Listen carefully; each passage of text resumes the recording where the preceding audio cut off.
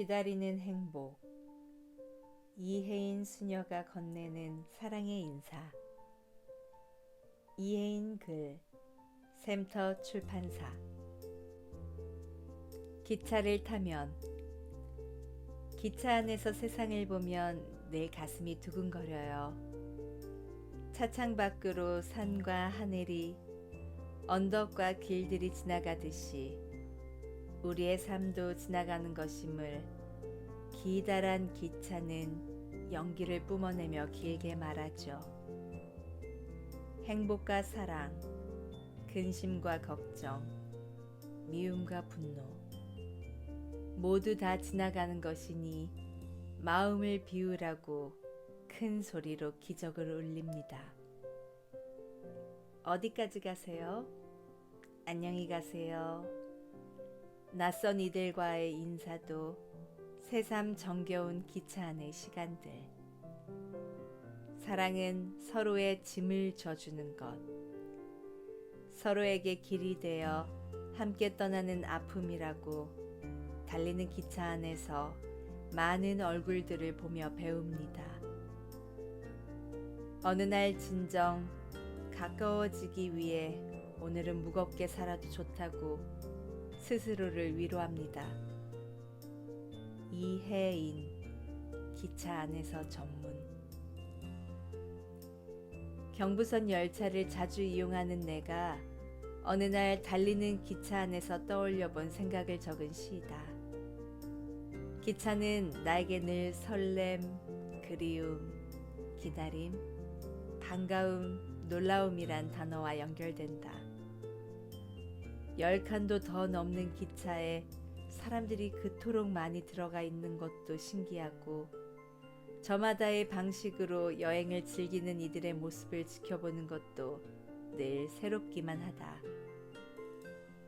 속도가 몹시 빨라진 지금의 기차도 좋지만 한없이 느리게 달리던 예전의 기차도 나는 좋았다.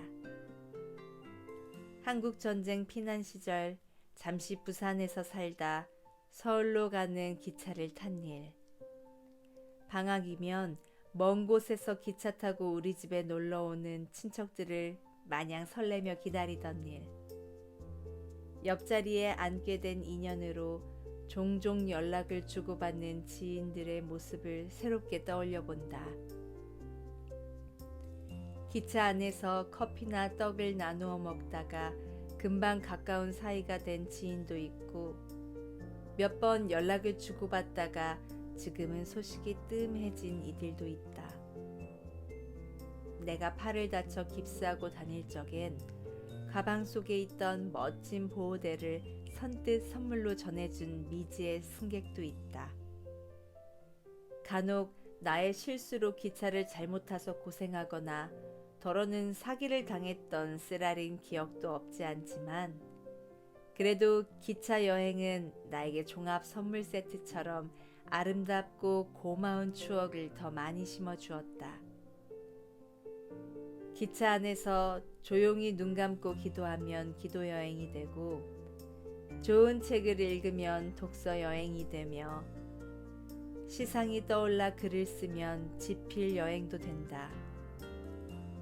차창으로 보이는 산과 들의 풍경을 감상하면 자연 여행이 되고, 동행자와 조용히 속 이야기를 나누다 보면 대화 여행이 되며, 마음의 길을 따라 홀로 자신을 깊이 들여다보면 명상 여행이 될 수도 있으니 이 얼마나 멋진 일인가.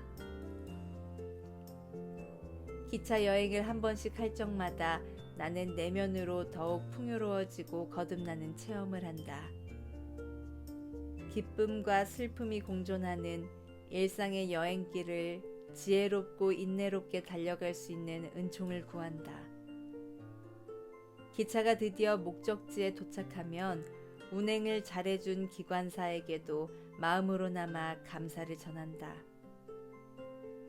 기차에서 내려 각자 길을 가는 승객들에겐 따뜻하고 정겨운 눈길로 인사를 보낸다. 같은 기차에 타서 반가웠어요. 부디 안녕히 가세요. 라고 빙긋이 웃으면서. 길 위에 어떤 만남.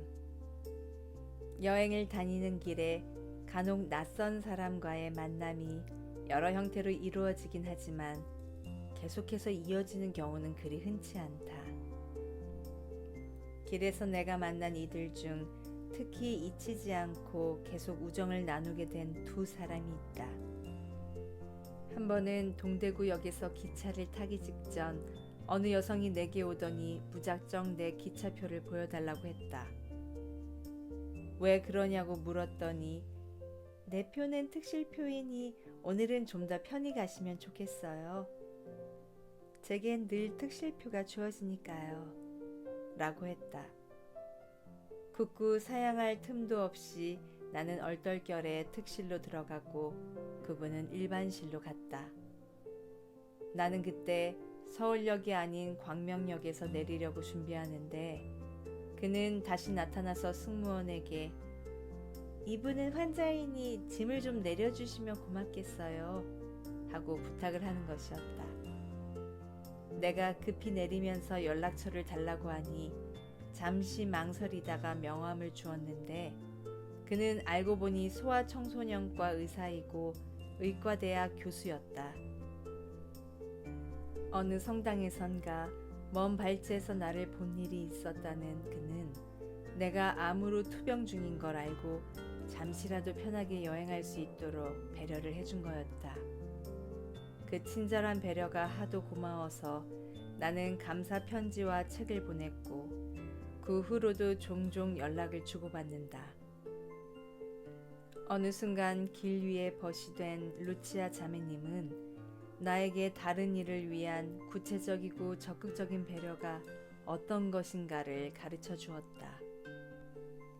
몇 년 전 추석 연휴에 서울에 볼 일이 있어 친지를 방문했다가 그 댁에서 만나게 된 배우 윤여정 씨와 방향이 같아 택시에 함께 타게 되었다. 그는 먼저 내리면서 내 차비까지 기사에게 주며 수녀님을 목적지까지 잘 모셔다 드리세요 라고 했다. 텔레비전에 워낙 많이 등장하는 배우이다 보니 기사는 그를 보고 화들짝 반가워하며 영광이라고 했다. 나는 목적지에 내리기 전 기사에게 시가 적힌 카드, 샘터, 그날 선물 받은 가방 속에 찰떡을 꺼내 출출할 때 먹으라고 했다. 시 카드의 내용이 마음에 들면 그 시인이 쓴 책을 한 번쯤 읽어보아도 좋다는 말을 곁들인 것 같다. 한참 잊고 있던 중에 어느 날 편지 한 통이 배달되어 무심히 뜯었더니 길에서 만난 천사 수녀님께 라는 인사말로 시작된 내용은 대충 이러했다. 그렇게 크신 분을 차 안에 태우고도 알아뵙지 못한 우매함을 용서하라는 것. 서점에서 산 꽃이 지고 나면 잎이 보이듯이를 다 읽고 나서 독후감을 쓰려다가 뜨거운 감동이 밀려와서 글을 앞당겨 쓰게 되었다는 것. 그날도 왠지 울적했는데 모르는 사람에게까지 떡을 주고 덕담을 건넨 따뜻한 마음씨에 감동했다는 것. 서울에 출장 오면 자기가 운전하는 택시를 불러서 타라는 것 등등 두 장을 정성스럽게 썼다. 자기는 혼기를 앞둔 쌍둥이 남매를 둔 평범한 가장이며 더 공부해서 사회복지사가 되는 게 꿈이라고, 자신이 시인 수녀에게 편지하는 것을 가족들이 신기해야 한다는 말도 썼다. 종종 수녀원에 전화를 걸어 내 근황과 건강 상태를 확인하곤 한다는 안내실 수녀의 말을 듣고 나는 어느 날 서울 출장 갔다 부산 내려오는 길에 일부러 그의 택시를 불러서 탔다. 서울역 가는 길에 시간이 남아 함께 칼국수를 먹는데 그는 격려해달라면서 내게 검정고시 성적표를 보여주었다. 성적표를 보니 모두 90점 이상이어서 내게 있던 도서상품권 3장을 건네주며 더 열심히 공부해서 원하는 대학에 꼭 들어가길 기도하겠다고 약속했다. 그는 선물 받은 상품권을 아까워서 어떻게 쓰냐며 부적처럼 고이 모셔두겠다고 했다. 서울역에서 내릴 적에 그는 부인이 준 거라며 약간의 생식가루와 녹차를 내게 전해주었다. 그는 요즘 원하는 대학에 합격하여 낮에는 택시를 몰고 저녁에는 어느 대학의 사회복지학과를 다니는데 늦게 하는 공부가 하도 재미있어서 열심히 했더니 장학금을 받는다고 자랑했다. 요즘도 종종 내게 편지를 보내오는 그는 부담 갖지 말고 읽기만 하고 답장은 절대로 하지 말라고 당부하는 것을 잊지 않는다. 며칠 전 나의 신간을 메모와 함께 보냈더니 그에게서 이런 문자가 왔다. 어제 학교에서 돌아와 수녀님이 보내주신 선물을 보고 너무 감격했습니다. 바쁜 일상을 쪼개서 챙겨주시니 뭐라 형용할 수 없는 마음이에요. 세상의 어떤 보석보다도 귀하고 값진 선물입니다.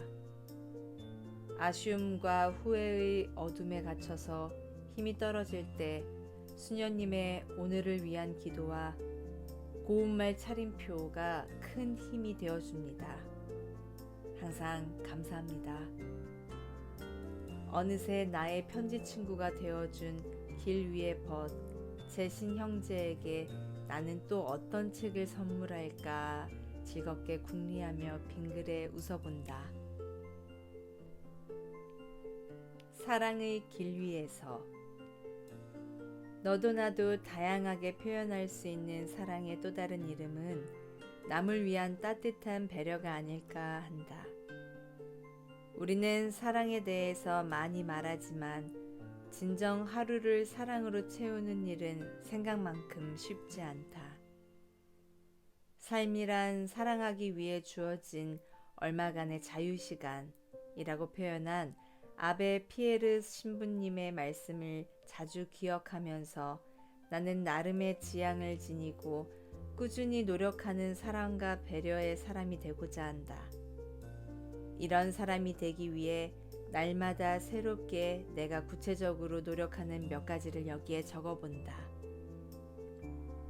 첫째는 언제나 고운 말을 쓰는 사랑의 노력이다. 우리는 말로써 실망을 주고 마음을 상하게도 하지만 말로써 희망을 주고 마음을 치유할 수도 있음을 기억하면서 내가 정한 10가지 기본 수칙을 지키려고 애쓰다 보면 스스로 조금씩 사랑으로 변화되는 것을 느낀다. 그 수칙은 다음과 같다. 1. 아무리 화가 나도 극단적인 표현이나 막말을 하지 않기. 2. 비교급의 말을 남발하지 않으며 꼭 해야 할 적엔 중용으로 바꾸어서 현명하게 표현하기. 3. 푸념과 한탄으로 일관된 불평의 말을 삼가하기. 4. 부정적이기보다는 긍정적인 맞장구로 표현하기. 5. 위협적이거나 명령투가 아닌 겸양의 말로 표현하기. 6.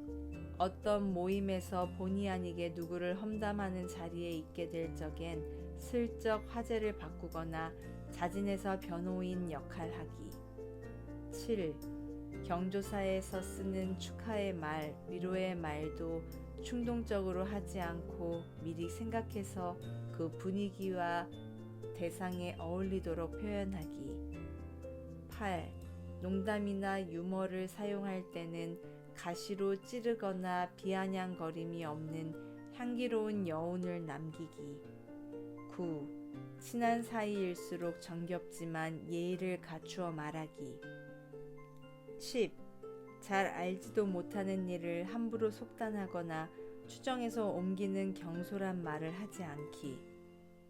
모든 것에 어긋나는 경우에는 스스로 반성하며 용서를 청할 수 있는 하루가 되도록 나 자신을 길들이는 연습을 한다.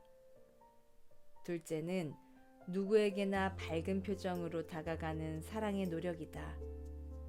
살다 보면 힘들고 아프고 우울한 순간도 있어 웃음이 안 나올 때도 있지만 자신의 어둠을 상대에게 전하지 않는 것 또한 사랑이라 여겨진다. 그래서 요즘처럼 암으로 투병하는 중에도 나는 미소를 잃지 않으려 애쓰는데, 그리하다 보면 예기치 않은 덕담도 많이 듣고 사람들과의 관계도 더 좋아짐을 느낀다. 언제나 밝은 표정을 짓기 위해서는 좋은 생각 많이 하고 좋은 책도 많이 읽고 마음을 다스리는 기도 또한 많이 해야 한다. 셋째는 다른 이에게서 부탁받은 일들을 짜증내지 않고 좋은 마음으로 심부름하는 사랑의 노력이다. 사람들은 나에게 온갖 종류의 부탁들을 전화로, 편지로, 메일로 해오지만 그 중에 들어줄 수 없는 것들도 덜어 있다. 그러나 좀 귀찮게 여겨지는 일조차 내가 할 수 있는 일로 판단이 되면 이왕 하는 것 더 선선히 해야지. 어떻게 하면 그 사람이 더 기뻐할까? 기도하면서 연구하다 보면 미처 생각지 못했던 지혜까지 생겨서 스스로 놀라게 된다. 늘 메모하는 습관을 들이며 사소한 심부름도 충실히 기쁘게 하다 보면 나의 사랑이 좀 더 넓어지는 것 같아 흐뭇하다. 셋째는 그날 일어나는 좋은 일도 굳은 일도 다 고맙게 받아 안으려는 사랑의 노력이다. 좋은 일은 좋아서 감사하고 받아들이기 힘든 굳은 일은 그 안에 숨어있는 뜻을 헤아리며 일단 감사하려는 마음을 지니는 것만으로도 위안이 된다. 사람들이 나를 칭찬하는 말을 들을 땐 들뜨지 않는 미소로 주님께 영광을 드리고, 누가 나를 욕하거나 비난하는 말을 들을 땐 내가 겸손할 기회로 삼고 감사드린다.